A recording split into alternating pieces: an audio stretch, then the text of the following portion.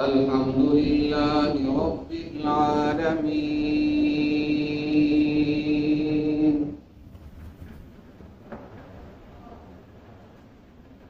والصلاة والسلام على سيد الأنبياء والمرسلين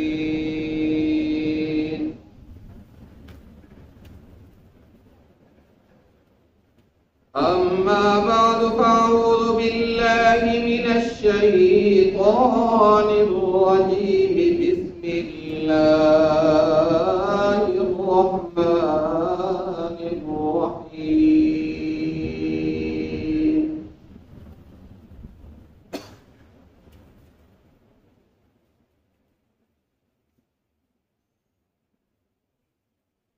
ألف لام ميم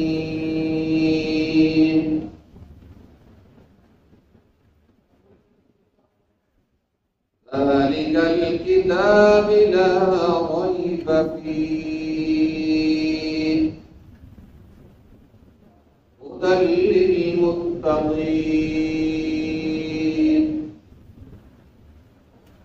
صدق الله العلي العظيم وصدق رسوله النبي الكريم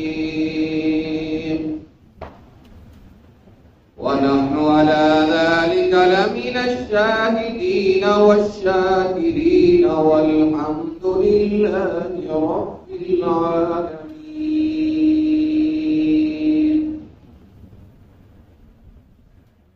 اللهم صل على سيدنا ومولانا محمد وعلى آله وأصحابه وبارك وسلم اللهم صل على سيدنا ومولانا محمد وعلى آله وأصحابه وبارك وسلم اللهم صل على سيدنا ومولانا محمد وعلى آله وأصحابه وبارك وسلم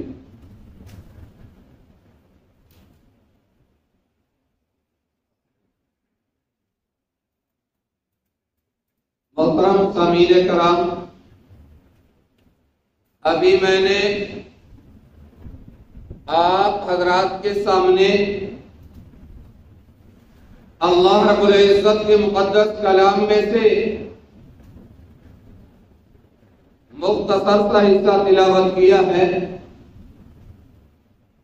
دعا فرما دیں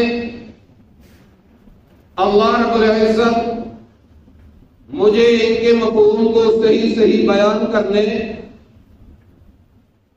اور ہم سب کو سمجھ کر عمل کرنے کی توفیق عطا فرمائے۔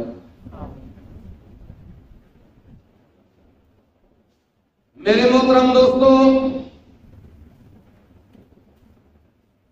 ہم میں سے ہر ایک آدمی، ہر ایک ایمان والا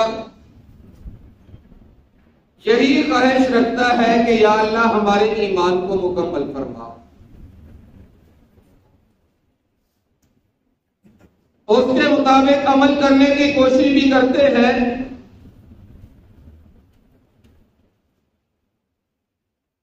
لیکن یاد رکھیے ایمان والوں کی اللہ رب العزت نے کچھ نشانیاں بیان فرمائی ہیں۔ اگر وہ نشانیاں ہمارے اندر موجود ہیں تو اس پر اللہ کا شکر ادا کرنا چاہیے، اور اگر وہ نشانیاں موجود نہیں ہیں تو کم از کم غور و فکر کرنا چاہیے۔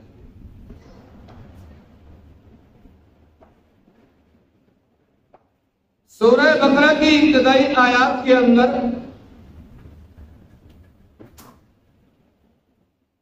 اللہ رب العزت نے ارشاد فرمایا ایمان والے بندے وہ ہیں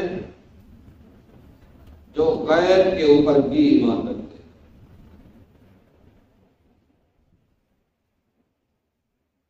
عام طور پر یہ صورت آپ سامنے آتی ہے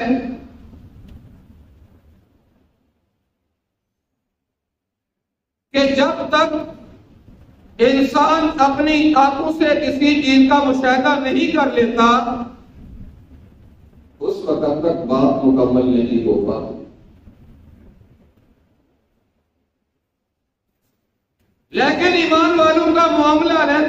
ایمان والوں کا معاملہ ان سب سے الگ تھلگ ہے۔ ایمان والا کہتا ہے کہ یا اللہ ہم نے آپ کی ذات کو نہیں دیکھا لیکن اس کے باوجود بھی ایمان لاتے ہیں۔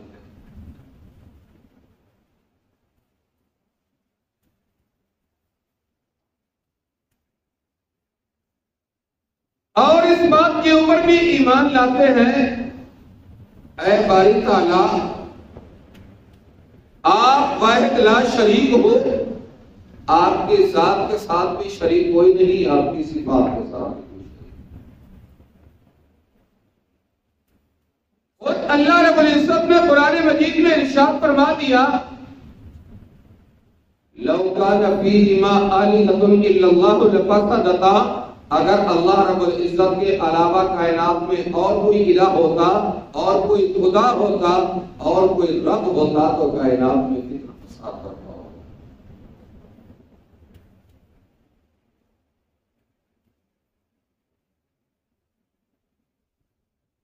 ہم نے فرشتوں کو نہیں دیکھا لیکن اس کے باوجود ایمان لاتے ہیں کہ یا اللہ فرشتے موجود ہیں۔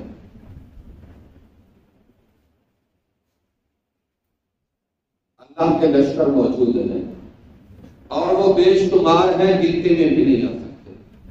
خود اللہ نے فرما دیا وما یعلم جنود ربک الا ہو، اللہ کے لشکر اتنے ہیں کہ اللہ کے علاوہ کوئی سمجھ۔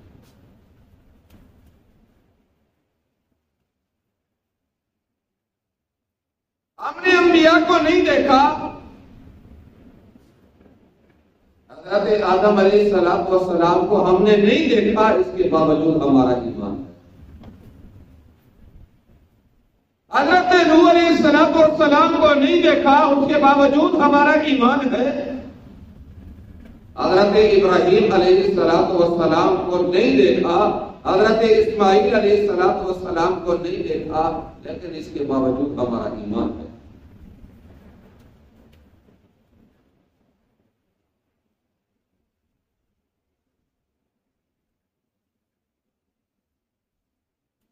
اللہ رب العزت کی نعمتیں بے شمار، کچھ کا ہم مشاہدہ کرتے ہیں، کچھ ہمیں نظر نہیں آتی، اس کے باوجود بھی ہمارا ایمان ہے کہ یا اللہ آپ کی نعمتیں ہر ایک کے اوپر بارش کی طرح برس رہی ہیں۔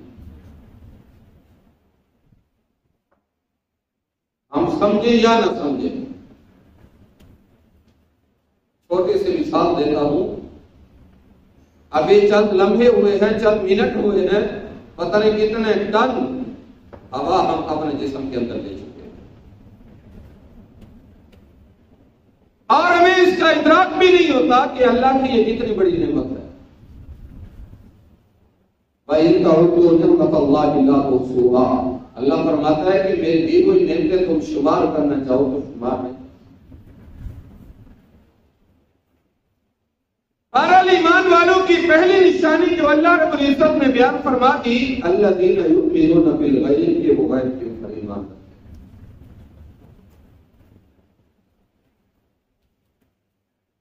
قیامت کو ہم نے نہیں دیکھا لیکن اس کے باوجود اللہ رب العزت فرماتا ہے کہ قیامت والے دن تم نے میرے سامنے پیش ہونا ہے، ہمارا ایمان۔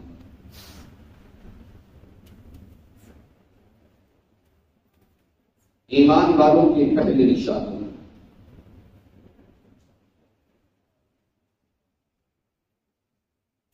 آمنت باللہ وملائکتہ وکتبہ ورسلہ والیوم الآخر والقدر خیرہ وشرہ من اللہ تعالی والبعث بعد الموت، ہمارا ایمان ہے، اس کے اوپر اللہ کا شکر ادا کرنا ہے۔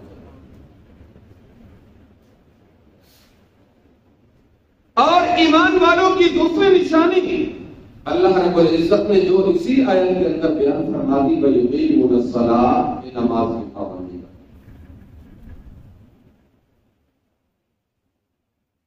پانچ وقت نماز کی پابندی۔ اگر کوئی تہجد پڑھتا ہے، اگر کوئی اشراق پڑھتا ہے، ابابیل پڑھتا ہے، جاگ پڑھتا ہے، وہ تو سونے پہ سہارا ہوگا۔ بات درمیان میں آ گئی، یاد رکھیے روایات کے اندر آتا ہے چاش کی نماز، یہ جو اشراق کے بعد آتی ہے 1-1.5 گھنٹہ بعد، چاشت کی نماز 2 رکعت 4 رکعت 6 رکعت جتنی اللہ توفیق دے دے، آتا ہے کتابوں کے اندر، بلکہ صحیح احادیث کے اندر روایات کے اندر آتا ہے چاشت کی نماز اور فقر و فاقہ کبھی ایک گھر میں اکٹھے لیے سکتے۔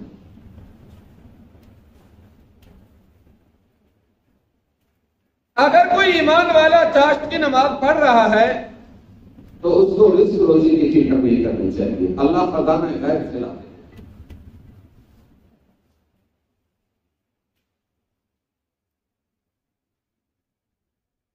حتیٰ کہ یہاں تک بھی پڑا ہے پرانے دور کے اندر جو بوڑھی خواتین ہوتی تھی نا، بوڑھی خواتین گھر کے اندر،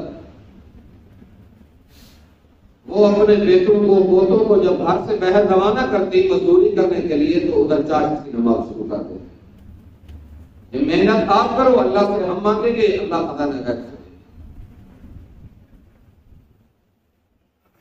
اور اس کے اوپر وقت بھی نہیں لگتا، کوئی وقت نہیں لگتا۔ تو ایمان والوں کی دوسری نشانی یہ ہے کہ وہ 5 وقت کی نماز پابندی کے ساتھ پڑھتے۔ ایمان والوں کی تیسری نشانی جو اللہ نے اسی آیت کے اندر بیان فرما دی، وَمِمَّا رَزَقْنَاهُمْ يُنْفِقُونَ، کہ اللہ رب العزت نے جو رزق حلال عطا فرمایا اس میں سے خرچ کرتے ہیں۔ اب اس خرچ کرنے کے اندر عشر بھی آ گیا، زکات بھی آ گیا، ہدیے اور تحائف بھی آ گیا، تاکہ نبی کریم صلی اللہ علیہ وسلم نے ارشاد فرمایا تحابو تحابو، ایک دوسرے کو ہدایہ دیے کرو، آپ کی محبت بڑھ جائے۔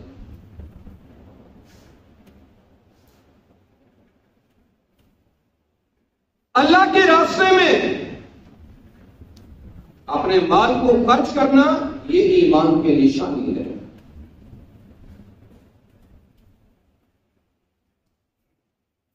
جیسا کہ موقع ہے قربانی کا، اللہ رب العزت ہر ایک کی قربانی کو قبول فرما دے، اللہ رب العزت ہمیں قربانی کرنے کی توفیق بھی عطا فرما دے۔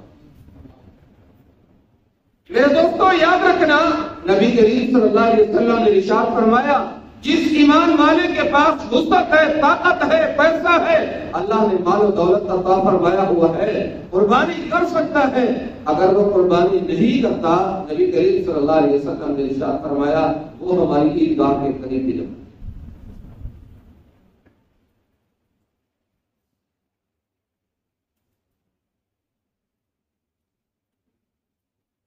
ایمان والے کا حق تو یہ تھا کہ کہیں سے بھی جیسے تیسے رزق حلال تلاش کرتا، محنت مزدوری کرتا، اللہ کے راستے میں سال کے بعد ایک قربانی آتی ہے، جانور قربان۔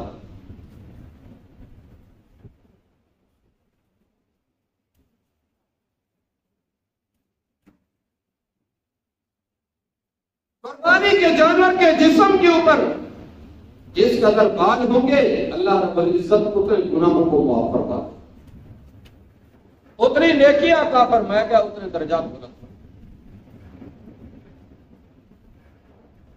لیکن اس کے برعکس یہ بھی فرما دیا کہ باوجود طاقت اور وسعت کے من وجد ساعتاً، جس کے پاس طاقت ہے، جس کے پاس وسعت ہے، قربانی کرنے کی طاقت رکھتا ہے، اس کے باوجود وہ قربانی نہیں کرتا، نبی کریم صلی اللہ علیہ وسلم ناراض ہو۔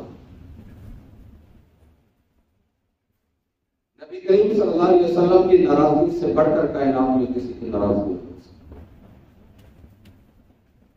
یہاں پر ایک مسئلہ یہ بھی یاد رکھیے، آپ چونکہ ذو القعدہ کے آخری دن ہیں، 2-3 دن باقی رہ گئے،